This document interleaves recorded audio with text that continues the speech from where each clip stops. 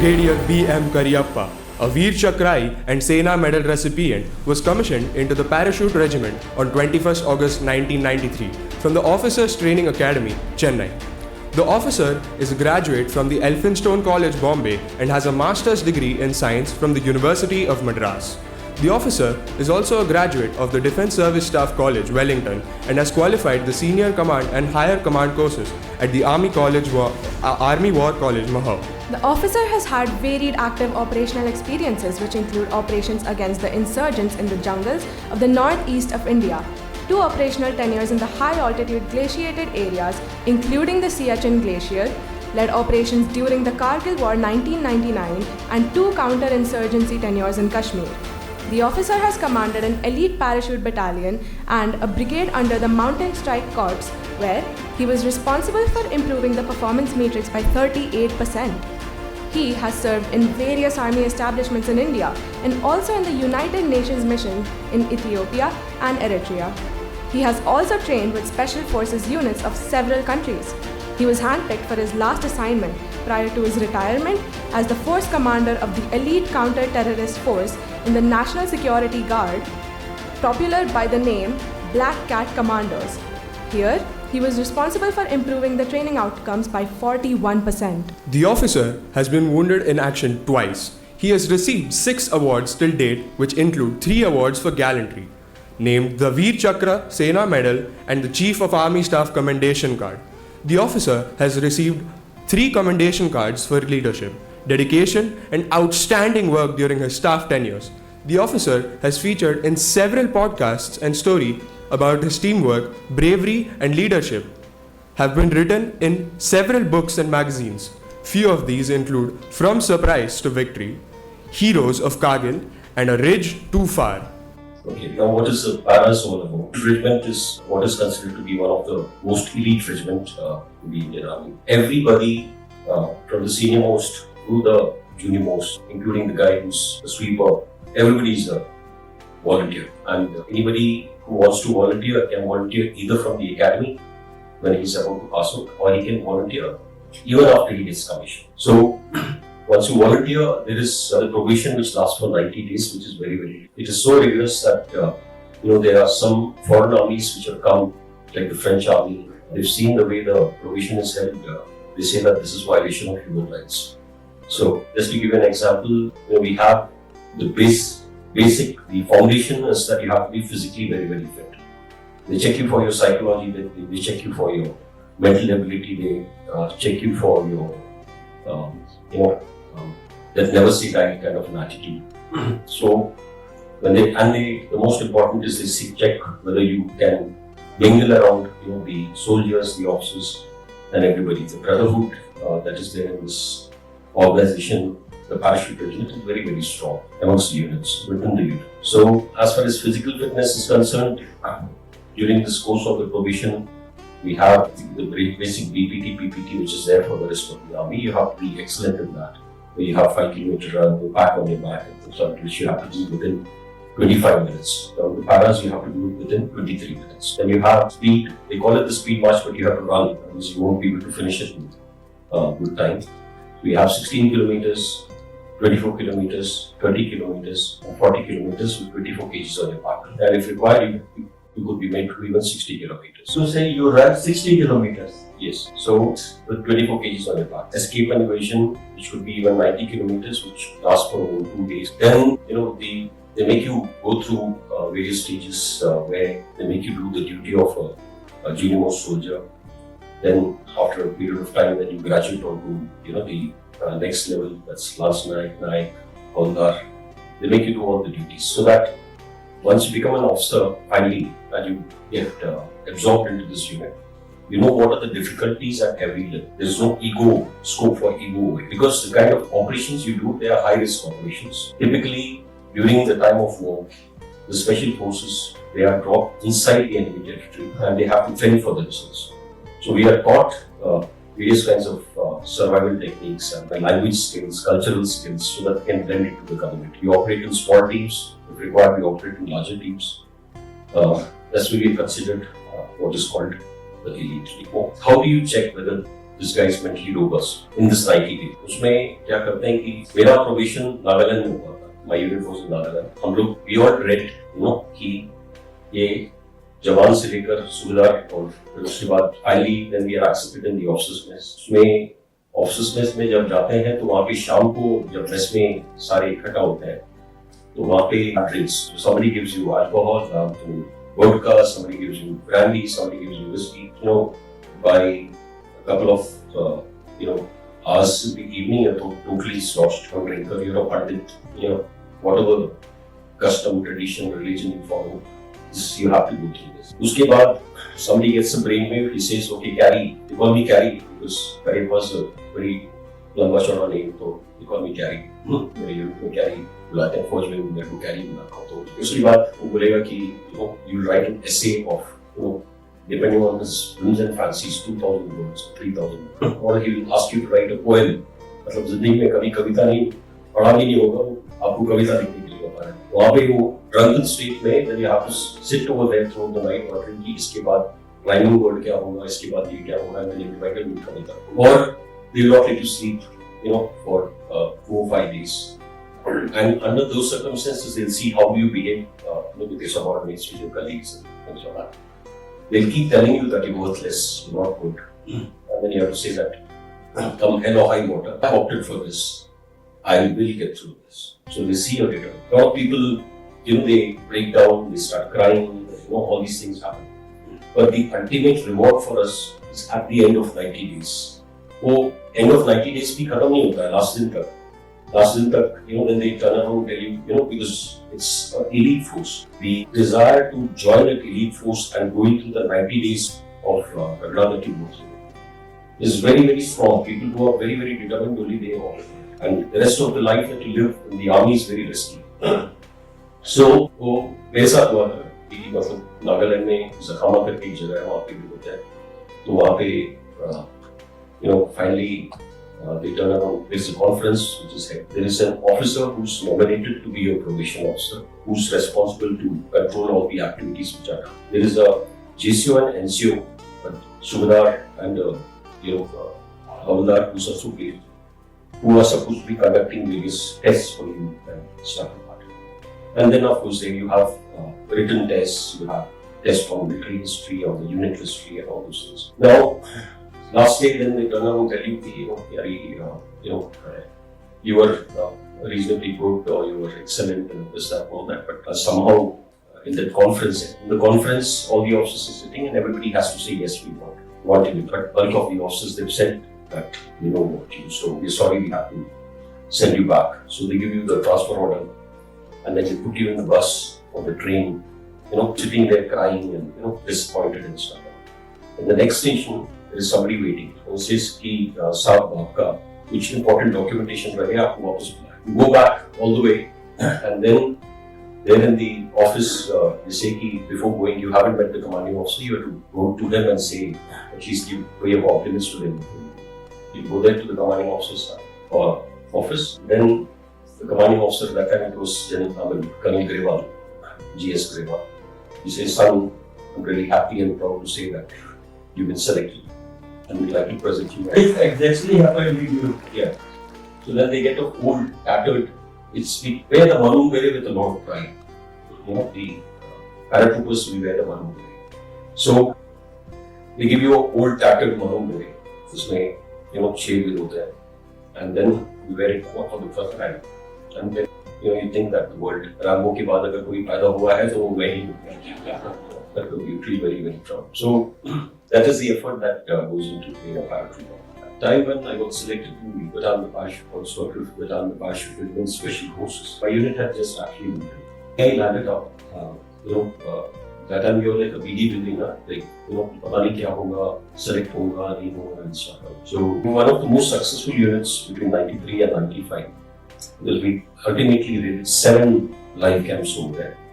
And we busted some 14 abandoned camps. So part of some of these raids subsequently, deep inside the jungles, where the jungles are so thick, which is unimaginable. And thereafter, my unit was again moving for a Siachen tenure. And then I served over there. I was selected for a special operation with two teams of Ladakhis, so carrying out some kind of operation across. There in southern glacier, I was given a special task at about 5,700 meters. We had to dig a tunnel through and through the mountain, which is still existing, which is about 43 feet in length. So we completed that, and we carried out certain operations which were quite dangerous. Then, straight away went into the Kargil operations. And in the Kargil operations, I led 2 assaults on point 5203. This was in the Batalik sector, all the way up hill. So I was there, I carried out 2 assaults over there on 5203 and another peak called Conical on the line of control.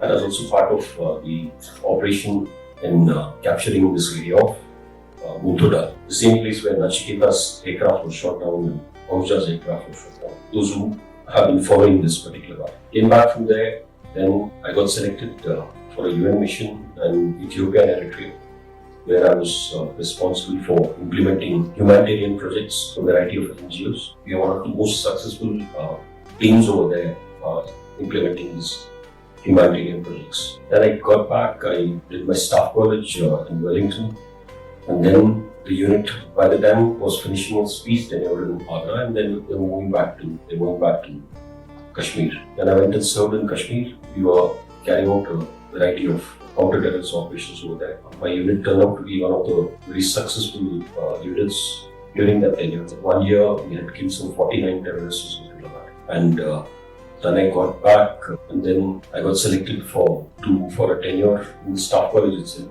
Wellington, where I was one of the junior most officers. And then got back, and after that, I commanded my unit. Unfortunately, I got to command it in a peace station in the Parachute Brigade. And then I got selected I went to the Para Center for a year, where I was responsible for training the recruits. And then I got selected for the higher command. Served in Southwestern Command, the Jat agitation when it was happening. I was the nodal agency controlling all the troops moving here. And then I served in Raipur for a little while, and then once again I volunteered to serve in Batalik. And then I became a brigadier. I commanded this brigade of the Phantom Brigade, which was one of the most successful brigades during the 1971 operations. And then after that I finished my tenure. I got posted to the Army headquarters in the Infantry Directorate, where today I'm sitting in front of you, giving to this. Sir, now let's talk a little bit about Kargil War. So by the time there was a lot of news about Saurabh Kalia's petrol going missing, then this MiG-27 aircraft which was shot down, then Ahuja's aircraft was shot down, all this news was there. So it was pretty apparent that there's something serious happening in Ladakh. So I went to the Para Center and cut short my tenure. And then I went back to Siachen, where I was told that there were 2 companies which were moved into the Bataliks.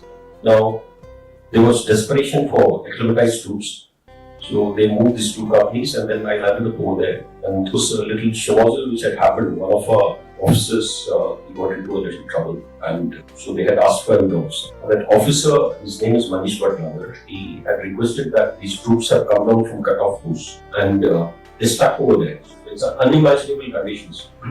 It's not like you go to Leh and you don't get the feel of that place till the time you actually go there. So you're breathing that black soup, your eyes become bloodshot red, your beard, you start going, you can't shave, so you have a beard. You can't have a bath for 2-3 months, 4 months, whatever time you're there. You do your hair like this, it becomes greasy, and it's really horrible. And when you spit, it's all black soup which comes in. So in these conditions, and you're eating only tin food and stuff like that. So all these the ex-army officers over here or soldiers over here, they vouch for it, people who have actually served in. So when they come down, you might hate, as when you're there in a place like Pune, you do all this nakras, मेरे को बैंगन नहीं खाना है, मेरे को जो है cauliflower नहीं खाना है, जो भी है. When you come back and you see a live bangan in front of you, you're so happy you want to eat that bangan raw. I'm actually telling you, there are people, they come down from the glacier, they go to Thoi, and then he catches that flight to go and leave to Chandigarh. And these are actual incidents I'm telling you. They see a green tree and he's so happy seeing a green tree. People go and hug the tree. That kind of it has a telling effect on your mind and stuff. Anyways, deviating from what Vikas was asking me. So under these circumstances, these chaps, they were inducted from this cutoff post and they had gone into Batalik. And they landed up today, and next day they were taken into because of that emergency situation. And then there they were told that this is a particular peak, you have to assault and capture this peak. So this officer, he requested, he required a little time. These guys have just come back from the cutoff post. Give us at least a couple of days. So people were desperate because there was some success in the other sectors, Dras and Pushpur. So here in this particular place, because of the difficulty and accessibility, there was no success. And then he was told to step aside. I landed up over there in Chanuka, and then I was told that I have to move and replace this officer over there. And when I landed up over there, it was like quite gloomy because obviously the soldiers also were quite disappointed. Our officer ko nikal diya hai. And he was taking up the case for them. Then while walking up from the road, it was a trek of about 6-7 hours. I landed up over there in a place called Karasu. There was no road existing. Now there is a proper road which goes all the way to the top. Where it used to take some 6-7 hours, now Innova, you can go there in just about 40-50 minutes. So there, while climbing up, I was told that earlier there was a lot of confusion whether they are, they are terrorists, they are mujahideens, or they are regular army and stuff like that. By the time I met these jawans from 10th Para Commando, they said, "Please out, यहाँ पे कोई मुजाहिदीन नहीं है, ये सारे they're all regular army from the frontier force and from the Northern Light Infantry of the Pakistan." And once I reached the base there, now without going into too much of details, I wish the entire talk will go into me talking about this. There I got to know that there is one very important peak called 5203, 5,203 meters above the sea level. So all these numbers that they refer to, it's the highest point in that particular ridge, which is above the sea level. So in terms of meters, 5,203 meters above the sea level. 2 assaults had gone there, one by Amul Karya from Royal Zakalai, and another one by Sudar Anshuk Dorji from Ladakh Scouts. Anshuk Dorji, he was very, very close to me because he was part of the team when I mentioned that I was responsible for carrying out some operations over there. He was one of the JCUs who was part of the team which had come to me. So he and his family, they're very, very dear to me. So 5203 had claimed about 28 lives till then, 14 and 14. And then I was given the task to capture this particular. And so thereafter, then we planned it in such a way that we take the enemy totally by surprise. And without going into those nitty-gritties, myself, we were about 70 odd chaps climbing up from a very, very steep place. And my dilemma was, I was not acclimatized. It was just my third or fourth day over there. These guys will think, the seniors will think, from this Spartan is, giving excuses and they don't know how to do operations. Which would have been quite a, insult for my unit. And we work on this principle of Naam, Namak and Nishan. And under no circumstances will you ever do anything to bring down the name of the flag, your unit, or the organization that you're working. So I didn't tell them about the fact that I was not acclimatized, and I went up. And we were going up through a very steep route, climbing up using all the 4 limbs. And the party we broke, there was a gap. So we were only 5 people who reached the top. And if we waited a little more, for the rest of them to come up, we would have got daylighted. The element of surprise would have been lost. So we decided, there's a bunker that we saw, 2 of us went from a side, and there was another chap, Namdev Pawar, we asked him to keep his weapon, light machine gun from the one side. And then once we reached a particular spot, he was supposed to open fire with this weapon. And I went close to the bunker. This other guy, Tamnivas, they told him to climb on top of the bunker. It's a huge rock with 2 loopholes facing, the Indian side. And I told him I'll lock the grenades inside, and in case somebody escapes from behind, you shoot him because he climbed up on top. We had been totally surprised on him. They still weren't aware that we had reached it. And I took one step, quickly chucked the 2 grenades inside, and then the guy was there with his battle weapons. And he just pressed the trigger, I would have got the entire burst on the face. And those grenades didn't were faulty. And I was waiting outside the bunker, counting 1000, 1000, and 1019, 1020, then you're wondering, kya karo. So then I put the barrel inside and I fired.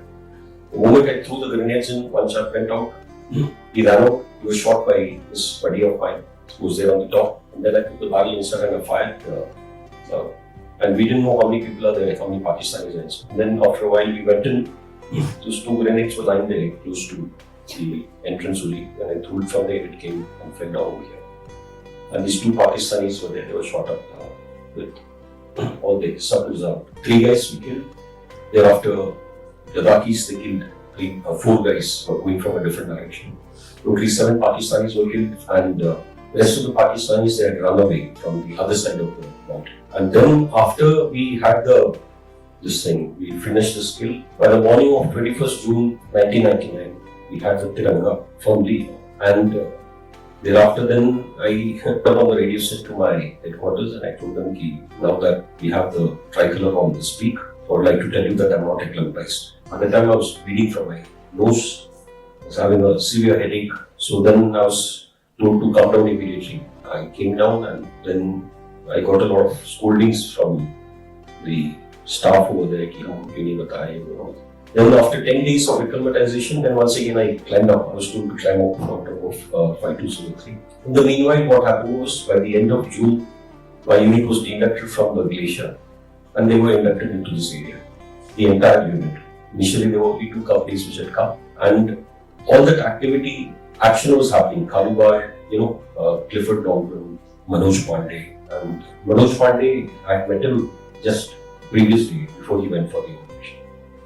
The next day, got to know that he's not there. So then my unit was given the task to, go climb over Kargil War. Kargil War is a huge, big mountain, and go over Kargil War or get onto the other side, and then clear the area all the way to Munthudalo. Munthudalo is a huge area. It's a mountain with a big area right on the top. I was asked to deduct from there. Then, I was asked to go and link up with them. I went and linked up with them at a place called Spring. And next day, then I joined them in that operation to clear Munthudalo. By the time I was acclimatized on Munthudalo. And then at Munthudalo, once we reached, we were given a task of capturing 2 peaks. A peak called Conical and a peak called Rinkantur, which is on the line of control. This place, Munthudalo, which we captured, was one of the biggest captures in the entire Kargil War. They had crossed over into our territory. They laid there's a huge base over there. Something like 2 truckloads of anti-personnel mines. Then there were nuclear, biological, chemical suits, charcoal filters, then a whole lot of ammunition. Then there were a whole lot of grenades and things like that. So we dumped all our grenades. We used their grenades, green color, weighted Rawalpindi grenades, and they were all successful. 100%. And then we were given this task of capturing Conical and Rinkantur. Am I taking too much of time? Or no? So I was given the task of Conical. There's an officer, Jaggi, who was given the task of. These are even more higher. And actually describing that terrain is a little difficult. If there was a board, I could have actually drawn it and shown it to you. We divided ourselves into 2 groups. And the officer who was there with me was a guy called Samir Singh Bisht. And then there was a detachment of the artillery, comprising of an officer, a surveyor, and a radio operator. And we were totally about some 90 or something, 100 and something troops. So I split them into 2 groups. I said one group will go from the right side and one will go with the heavy equipment along the spur line. Climbing along the spur line is a little easier. If you leave the spur and try to climb from any other direction, it's much more steep. So the people with heavy equipment were supposed to go along the spur line, and I, with a smaller bunch of troops, was supposed to go from the right side and we were supposed to climb. Anyway, we established a firm base. A firm base is a place where, in case the attack fails, you have a secure area to come and from back.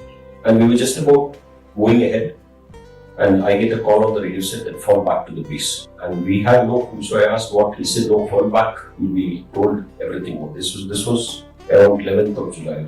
We got back to the base, and there, the commanding officer, he turned around and told me ceasefire has been declared, and the Pakistanis have agreed to withdraw 1 kilometer from the line of control.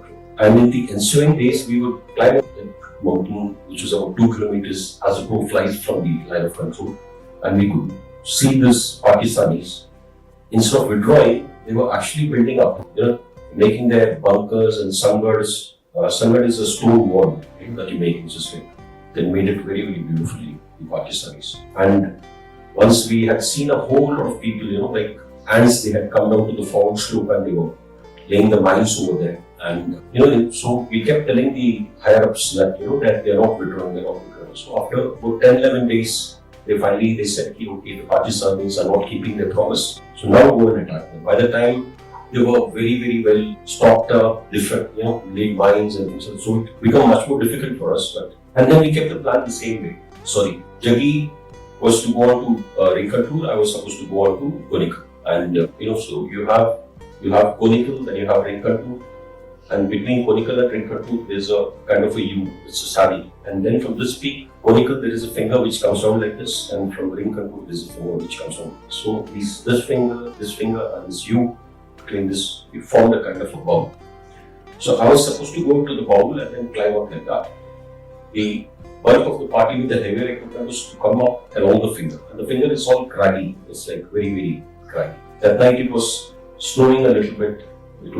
Snow was also, it was like basically flakes falling and it would melt and disappear.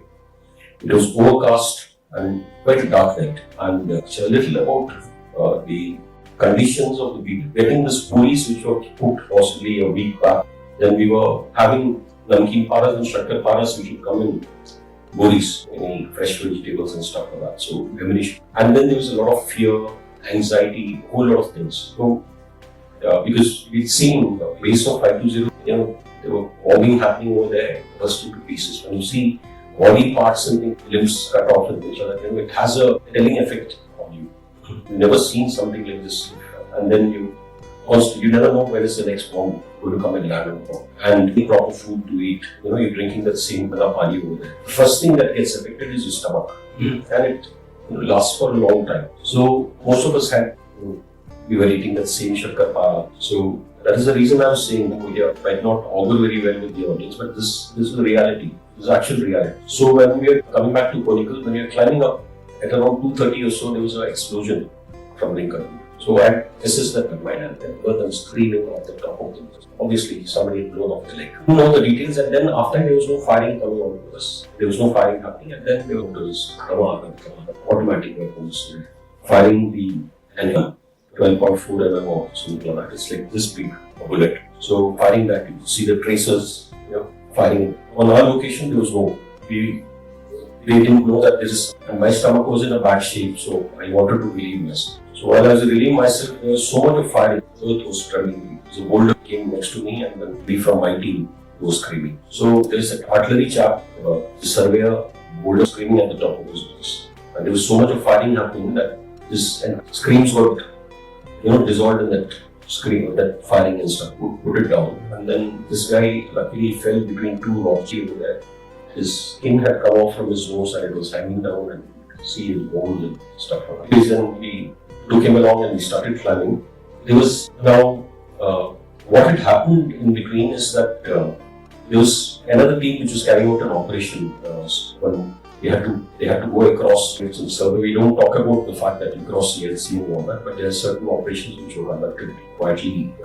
So to go across, so there's an officer by the name Sarang who fell down from the mountain, and he was lying there in a coma. He wanted another officer, so this Samir Vish, he was a fighter in mountain warfare, he was being sent off over there. There's a new officer who was sent to me, fresh from the college. He's from, I think, Pune only. In the mountain, snow is heavy. So I put him over there with that other group, and I told him that you need to learn from this regards, because they got 1 million times more experience than other than throwing your authority or the rank on them and position. So this explosion happened, and then we once again started climbing after a week of it. Then we reached the top. Just about the time when we were about to reach the top, I got a call from Dikshan that for Carry, code word Sona. Sona was the code word that we reached the top successfully. I'm about to reach the top, I could see near my troops. We are a larger troop. I was there with just about 24 odd chaps. We kept going ahead. And then what hit me is that where are my troops on top? And then what was even more surprising is that there's no enemy troops. So what would have possibly happened is that because of that explosion on the neighboring peak, these guys, they would have been told to, because they didn't know that we are also going on to this particular peak, so they would have gone to reinforce that particular peak. We reached the top, then just about 40 yards away in one particular direction, along the ridge line, we saw two walls, and there was a little poncho, and there was a guy who was lying down below. He's my chap, choicest of the guys, so defenses लेने के बदले में आके late गया यहाँ पे. He was wondering ये कौन चला रहा है. Weird, we had tanned, and they were also in the same state. We were also in the same state. So then somebody ran from that wall on the left side, which is a little away, to the wall which was closer to us, and that's when we realized he was, he's wearing a khaki uniform, and this guy Vikram was there with me. You shoot that guy, and I'll shoot this guy. So I shot that chap. He's an officer from the artillery regiment of the Pakistan.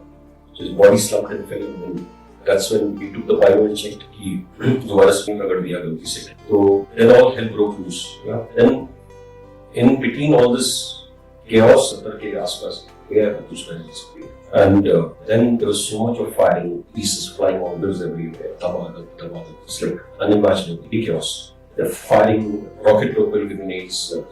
And it was going on continuously. We were carrying on a base from there. It was stopped. So I had all the resources. So am I taking too much time? Yes. Yeah. So I hope you are understanding. yes. So anyway, then somebody shouted, कि Hemcharan को लग गया. So Hemcharan was one of my solid guys, bulky, so strong guys. He was establishing the medium machine gun, and one fell right in front of him. So the rock which went and flew on his face, smashed his face. He was half behind, shivering like that for quite some time. And then somebody shouted, Kisa. We were on one side of the rock. It was a huge rock. One side of the rock was a saddle, which connects to a steep fall. It's like 700 feet of fall. And the T, so one side of the T, 100 feet. The other side is that bomb. It goes into a place where we shot those two guys. And between our location and that location where we shot those two guys, it's like just about 40 yards. And it's like a narrow ridge, very, very sharp. They started shouting counter-attack. Now, when Sunil was there in the Sangat, he saw his own body, his body shivering over there. The enemy is firing at us from just about 40 yards. This Sunil, he could have very well stayed there within his own Sangat. He saw his body, shivering over there in pain. Between all that fire, he gets up, runs to give him first aid. And when he runs, he gets 7 bullets on his body. And he tumbles and falls from that cliff. Thereafter, the counter-attack was coming. Then somebody shouted, Naresh ko lag gaya. Naresh got shot through the mouth. His all, the side of his face was visible with the bone and stuff. And before climbing up, we had seen some of his bodies which were tortured by the parties. They had removed off the nails, they used pliers and they pulled off the skin. They cut off the genitals, they removed off the eyeballs, they removed off the skull, and the bodies were like that. We knew that they were very badly tortured. So we had decided that we will not give the bloody Pakistanis the pleasure of, taking us. Each one of us, before we went up, we had kept 2 bullets tied in our handkerchief. That in our exuberance, in case we run out of ammunition, we will have this 2, and if we are surrounded and we don't have any other option, we will as well put the bullet into our brains rather than, hand over ourselves and line. Now, 2 of my guys were dead, already martyred. Naresh was shot. Everybody else, they had splinter injuries and stuff like that. I was okay till then. I didn't have any injuries. And this guy was shouting, counter-attack. Now, another guy, Veer, who was there next to me, the counter-attack was coming from the other side of the rock. So, Veer, who was there with me, he looked at the worried look on my face and he said, Kisa, kya ho gaya? I told him that Naresh khatam ho gaya hai. MMG out of action ho gaya hai. Sunil जो है खत्म हो गया है. नरेश को गोली लग गया है. He LMG पे है. LMG संभालना बहुत जरूरी है. He countered. Before I could even blink, this guy jumps. There's a rock this high in front of us. With the enemy firing from just about 40 yards. He jumps on top of this rock. Then jumps onto that big rock which is right behind us. Not a single bullet hit him on this while. And then he was getting down from the other side. So he gets shot in the arm. And his bone got shattered. The fountain bone was jutting out from the side. So he goes, pulls Naresh with one hand, opens up his button, and then lifts up his arm and puts it to a cradle forward. And Pakistanis, by the time they were really close, we were really badly off ammunition because we had expended a whole lot of information. So, the thought came into my mind, was the time for us to use those two bullets which are tied in my hand. So then, that artillery officer who was there with us, he actually, when they started shouting, he went into that deep fear that sir, we are all going to die, we are all going to die. So, I literally slapped him a couple of times and told him, if we have to die, we will as well kill a couple of Pakis before we die. So when I took his radio set, I spoke to another officer who was on Muntudaga. We used to be climbing out to Muntudaga and observing the enemy before we went for the attack. So there's an officer by the name Gurpreet. He's a Major General today. So then I gave him a call and I told him, reference the center of the saddle, left 100 meters, whatever you can get. So then he tells me he carried the Bofors guns, they're firing at their extreme ranges. And with the high altitude, see, nobody else actually fights at this altitude. Nobody else in the entire world, other than India, Pakistan and China. So all these weapons that we have from the Western countries, they're all calibrated for, the sea level or a little higher. Nobody's actually fought in, so we don't have the data. So when you fire from, the rarity in the atmosphere and stuff like that, so where it is envisaged that it has a range of 20 kilometers, so it goes up to 30 kilometers. In the sense that, the data which you use, so it's very unpredictable. Just to put it in short, it's very unpredictable the way the artillery behaves in that place. They give a little correction and it goes somewhere. So here we were asking for fire just about 1500 meters from us, and we were in a desperate situation. So then Gurpreet tells me, Gary, you won't realize what are you saying. I said, what is the issue? He says the guns are firing at the extreme ranges and they're very, very unpredictable. Bofors ka gola, wherever it lands, it flattens everything 300 meters around. We were asking for fire just about 50 to 100 meters. I told him he lectured in a bunker, gola jaldi se down. We don't have an option. So it was a calculated risk on my part because we were behind somewhere. And other thing that happens is that even if a bomb falls just across a rock, in a plain area, 300 meters, anybody would say he'll die. But because you're behind a rock, the splinters will not be able to penetrate or pierce the rock. It will deafen you, you'll lose your hearing and stuff like that, but you'll be alive. So I told him that, please get us a fire, we're in a desperate situation, get us a fire. Then I was shouting at the chaps, please jump from, change your location and fire. Because we were totally about 14 odd able-bodied guys who were there. So the rest of the guys were all live with us. So, then he tells me, okay, take cover if you can, and God bless you. And then the artillery rounds came, and they came. And then, in between there was a little pause between the guns firing, and I told him we required guns. So there were bombs falling all around us, but the enemy was in the open, we were behind cover. So the enemy, we saw the guys were lying there, with their hands beating here and there. The rest of the guys, they ran back. We beat back. And then I went to every Sangha to check if everybody is okay, And luckily, my guys, everybody was okay. So then we were hugging each other. And then what happened was, that firing was going on throughout, Pakistan were firing at a location very, very intensely. So there was somebody firing rocket-propelled grenades. You know what is the RPG? You must have seen the Taliban carrying that rocket, one pointed kind of a thing. That's a rocket. So it explodes wherever it impacts, it will explode. So somebody was firing RPG, we could not figure out exactly where were they firing the RPG from. So I decided I'll pick up the RL. We have the Carl Gustav rocket launcher, which has the ability to explode that bomb in the air. So what happens is if the bomb explodes in the air, somebody who's even behind the wall, if it explodes above him, we perish.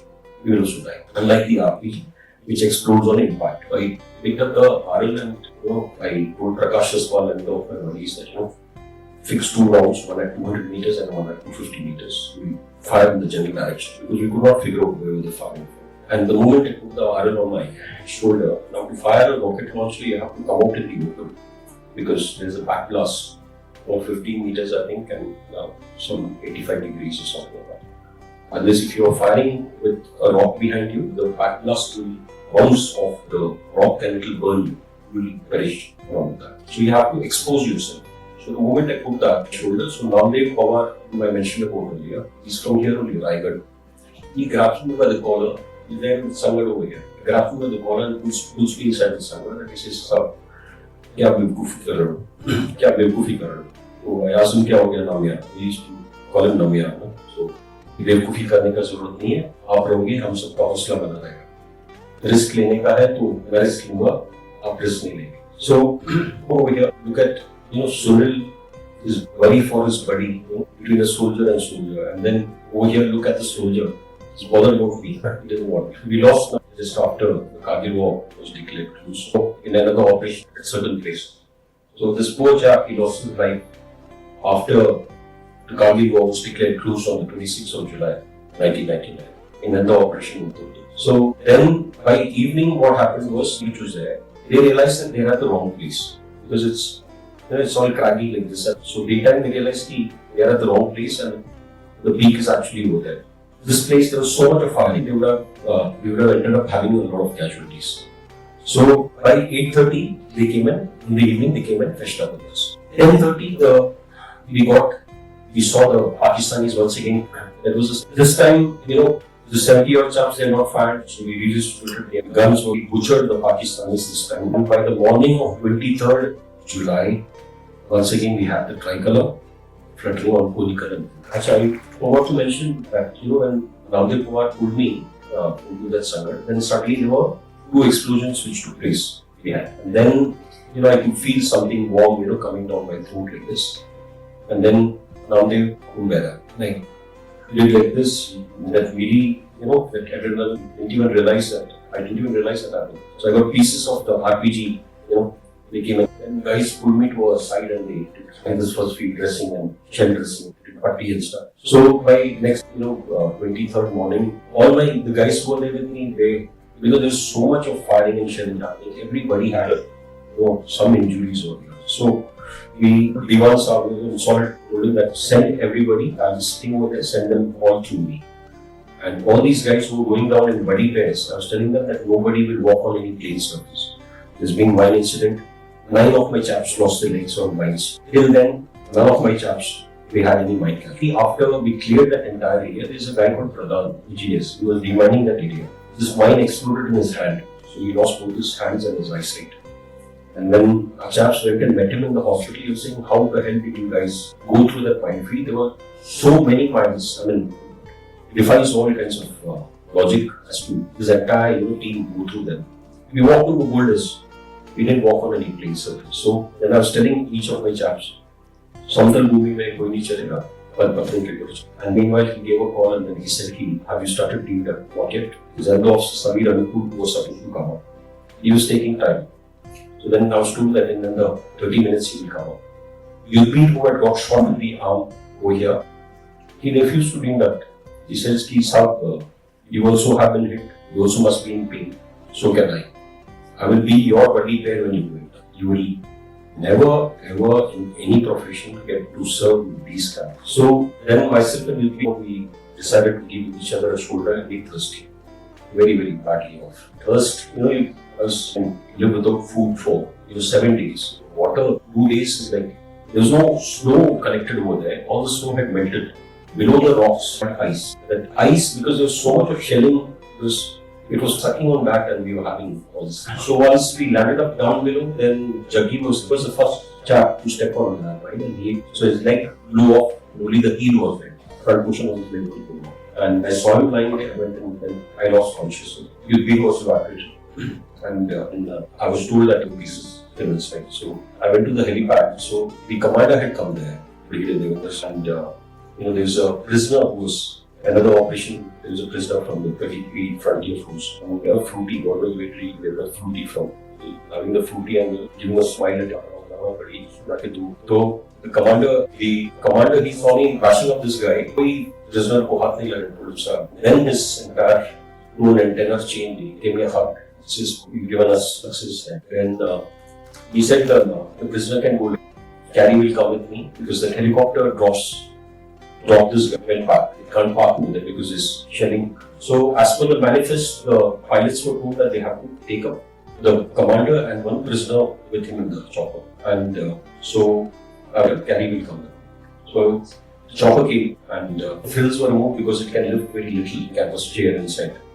So the commander wanted, and then Kargil was having a hole on the arm and on the knee and all these places. And here we look like Adi Mutan and bloodshot eyes and stuff like that. So the pilots thought I was a prisoner. There's this 30 guy who turns around a mob and selling playing girls.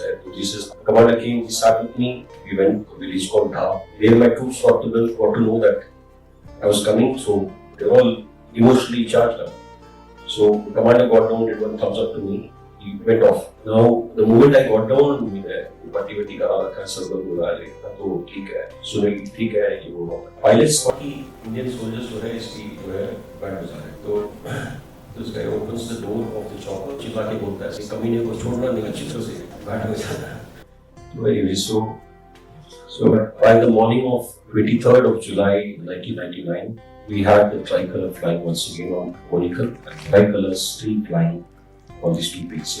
बार-बार एक line बड़ी बात कहता हूँ I use that also कि every soldier has a story to tell provided he has an experiences. If I say just 5% of your experiences of the Kargil War with us, so such a huge learning there.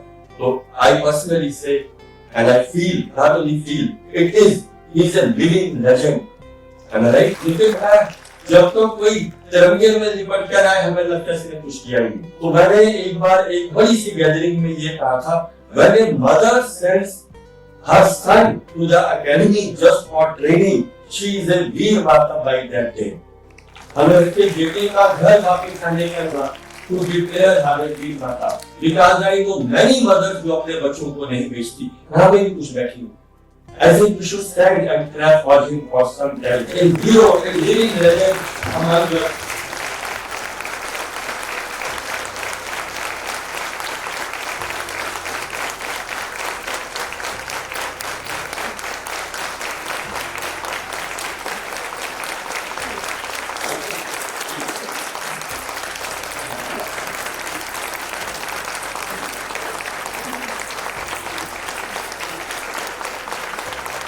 My question was, how did you know you wanted to become a paratrooper? And your training regimes and all of your missions, what kept you tied to that determination? Once I got into the academy, I decided that I'll join what is considered to be the most elite. Right? So, everybody within the army also, or those who follow the armed forces, they all look up to the people who wear the maroon beret. The paratroopers. Not just in India, but even globally. At least with the Commonwealth countries, it is the paratroopers who wear the maroon beret. I want to be part of the elite. I want to be part of. I didn't know anything whether which is the battalion instructor. There were two instructors there in the academy. One was from 10 para, a guy called Kargil War. Kargil War is like quite an inspirational figure. He had a rod in his neck. He'd been shot in Sri Lanka. Yet he would run the BPT and come and excel. That is the kind of mental strength that he had. And I asked him which unit should I join. So he said 10 para. It's called Desert Scorpions, and there's a lot of Rajputs and this, that, and all that. And then I asked him which other unit. And he says 5 para is a good unit. He performed exceptionally well in Sri Lanka. Then I met another officer called Balraj Mehta, who had served in 1 para. 1 para is one of the oldest units of the army. So I asked him which unit. So he says 1 para, a lot of heritage, Punjab regiment, and a lot of history, and 1 para commando. So then I asked him which other unit. And he said, 5 para is a fantastic unit. They are like a duck on the water. They look very calm on the top, but there's a lot of peddling which is happening down below. They're very, very casual. They speak to each other by the names. But somehow they do some kind of, the government operations. They're always, they perform exceptionally. I said, 5 para join karne ka apan ko bhejna. So, and then when I saw, a couple of these incidents happen, I told you, I saw those guys in the same, which made me feel very proud. And then I saw those, when I landed over there, I was told that after 14 years or so, there's a live camp which has been raided. So that determination just grew a little stronger that come hell or high water, I have to be part of this, So, even then you need to be a little, saying that you need to be a little wonky in the determination. So, they say those who are volunteer for the paras, they are a little wonky in that. head that these guys, should never mess around with. That's why you see, even yesterday the gallantry awards were declared. One of the guys who actually win in all the hardcore operations, they are all from the special forces or the paras. So, and there's something within you as, when you're under difficult circumstances, where you turn and say, I will just not give up. I will not give up. If you have that kind of a determination, you must run the paras. I need to tell you that you need to have your focus first.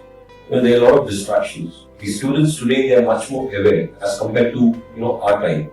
I did my 10th in 84, I did my 12th in 86, I did my graduation in 89. We didn't have this kind of information which was available to us. We were much more aware. You're much more, the students today are much more aware. They have a whole lot of information. But the other thing that you have in today's generation is there's a lot of distractions. You've got these reels and people want to make those reels and want to get along with the friends and do the synchronous steps and do all those kind of nonsense things. So you have a lot of distractions. My suggestion is that you need to keep your focus. What I do today is going to have an impact on what is going to happen to me tomorrow, day after tomorrow, and the years ahead. You need to keep your focus. Now, it makes a lot of sense that, when you're there in your 12th grade or so, that time you decide, this is the line that I need.